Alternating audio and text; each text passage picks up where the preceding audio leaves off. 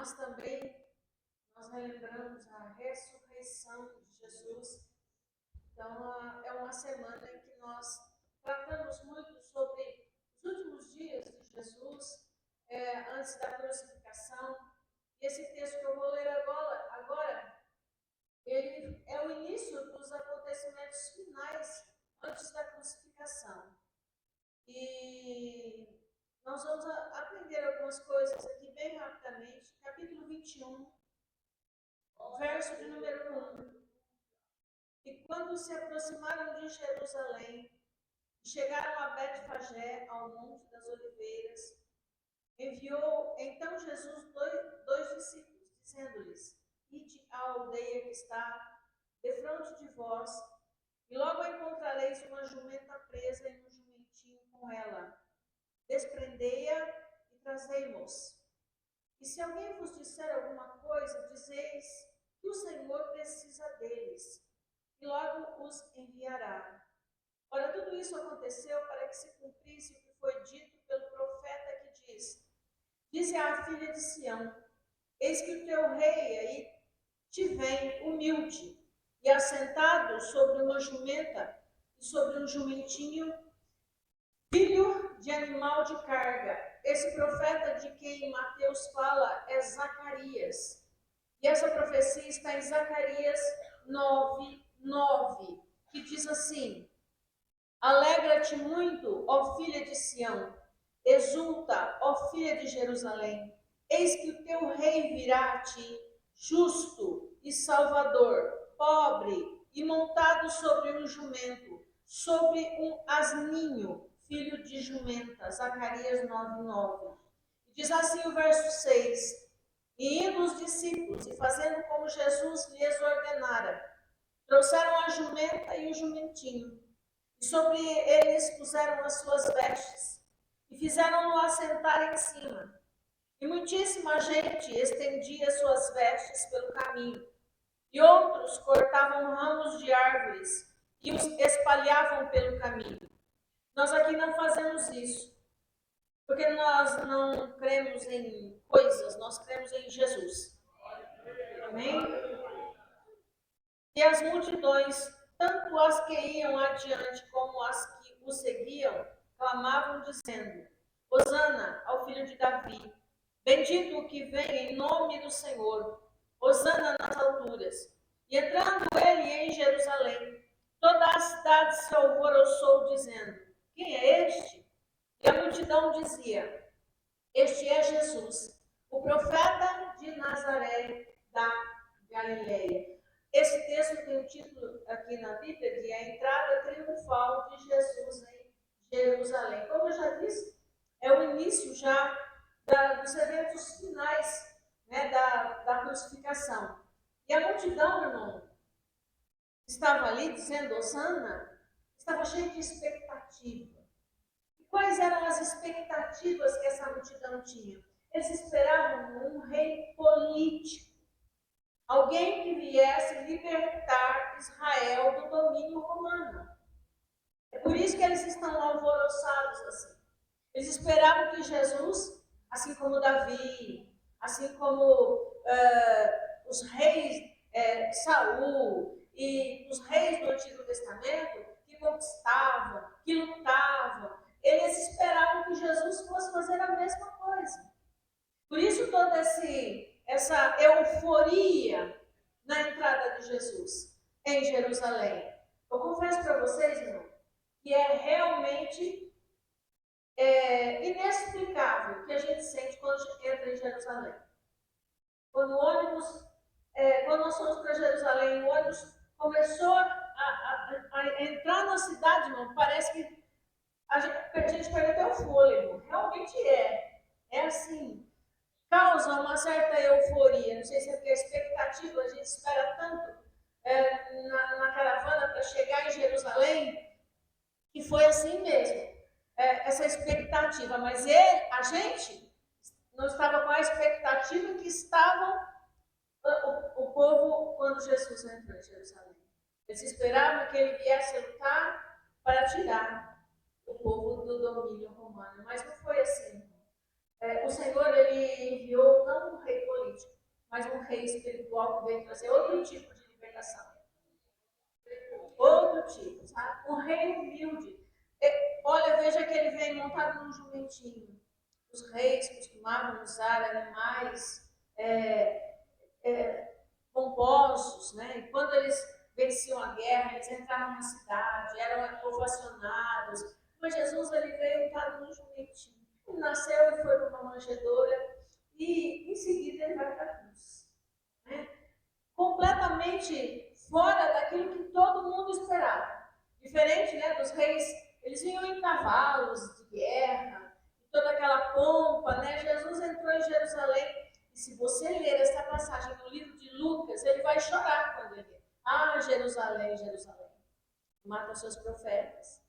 Como eu queria ajuntar, como a galinha junta os seus pintinhos, né? Ele vai chorar em Jerusalém. É que eu escolhi o texto de Mateus. Porque lá em Lucas nós iríamos para outro assunto. Se nós lermos Lucas, nós vamos falar da profecia sobre Israel. Por isso que eu preferi ler o texto de Mateus. O reino de Deus avançar assim. Como nós aprendemos alguns domingos atrás, o reino de Deus, o reino de Jesus, ele avança. Mas não é igual as pessoas esperam. Uma guerra física, uma guerra visível. A guerra nossa é outro tipo de guerra. É contra principados, potestades, dominadores deste mundo tenebroso. Porque é assim que o nosso rei ensinou. É assim que o nosso rei demonstrou. Né? Não é visível, irmão, não é visível.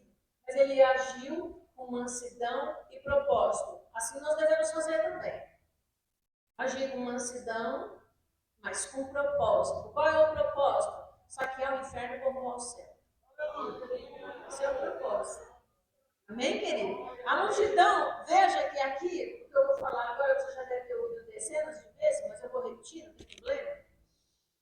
Essa multidão aqui que grita Hosana, Hosana, Hosana, Hosana, o rei, o filho de Davi, dali a pouquinho vai gritar crucifica, crucifica, crucifica. O que é isso aqui, irmão? Uma multidão que louva.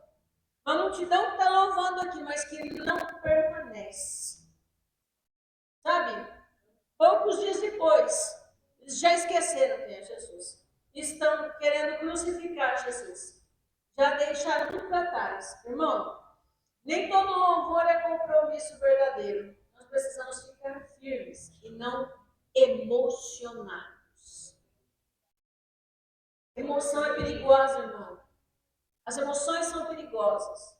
Por isso que a gente tem que conhecer a palavra, conhecer Jesus e permanecer. E não ficar buscando emoções, sentir, querer sentir, sabe? A gente se quebranta assim, a gente chora assim, mas é na presença de Deus. A gente está firmado na palavra. Jesus é rei, Jesus é rei, irmão, mas ele é rei no coração. Eles queriam libertação de Roma, mas Jesus veio libertar do pecado. Essa é a obra dele, irmão. Ele não veio apenas mudar uma circunstância, algo rápido. Vamos lá, vamos devolver o reino para Israel, vamos expulsar os romanos. Não era isso que Jesus quer fazer, não. Ele não quer mudar a sua circunstância. Ele não quer resolver o seu problema específico. Ele quer te salvar, transformar a sua vida. Ele quer mudar a sua história.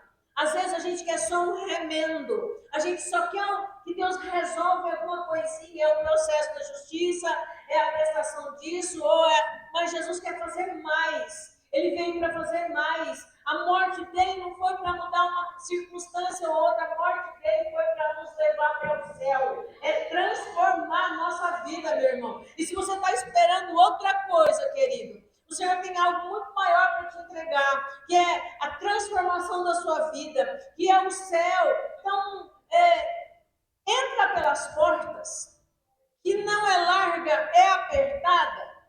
Ande pelo caminho, que não é largo, é apertado, mas pelo menos a gente sabe onde ele vai dar. A gente sabe onde vai dar esse caminho, entrando por essa porta. Eu tenho uma pergunta para fazer para vocês. Quem é Jesus para você?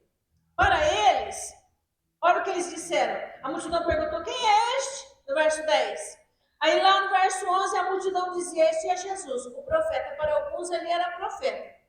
Para outros ele era apenas um homem. Para poucos, muito poucos, ele era o Salvador. E para você, quem ele é? Quem é Jesus para você? Profeta? Apenas um homem que passou aqui nessa terra com muitas religiões ensinam? Ou ele é o seu Salvador? E querido, não basta saber quem é Jesus. Só saber. Todo mundo sabe. E essa semana, então, passa filme na televisão, todo mundo vai ver a história, a crucificação, mas isso daí mudou a história de alguém, isso tem que mudar a história, tem que mudar de vida. Então, saber, todo mundo sabe, mas conhecer Jesus é outra coisa, porque quem conhece Jesus tem a vida transformada. Quem conhece Jesus, toma ele como rei da sua vida. E você pode escolher, sabe? Você pode escolher ser como uma multidão que ficou emocionada, rapidamente a emoção acabou, porque a emoção acaba rápido. A emoção passa rápido. Poderia pregar aqui agora e te fazer chorar. Mas eu prefiro que você saia daqui com os pés no chão dizendo: eu preciso de Jesus. Eu preciso de Jesus. Quero muito que você saiba que você precisa de Jesus. Não é de mim que você precisa. É de Jesus que você precisa. É dele. É ele que pode transformar a sua vida. Ele que pode mudar a sua história. Esse problema aí que você precisa que seja resolvido é só a ponta do iceberg. O que você precisa mesmo é deixar Jesus entrar no seu coração, transformar a sua vida, se arrepender dos seus pecados. Não é só gritar osana e depois crucificar. É se arrepender. Arrependimento verdadeiro. Eu estou fazendo tudo errado e eu preciso de mudança. E só Jesus pode mudar a sua vida. Só Jesus pode mudar a sua história. Então você pode ser como essa multidão, emocionada e emoções passageiras, e você pode ser um verdadeiro discípulo do Senhor, fiel. Não abre mão. Eu sirvo a Jesus e eu não abro mão disso. Aí escolhe. Você tenha, ainda que eu ouvi aqui, livre-arbítrio é para as pessoas de fora, nós somos servos, né? Mas você pode escolher se você quer ser apenas um igual da multidão. E as pessoas buscam muito ficar emocionadas.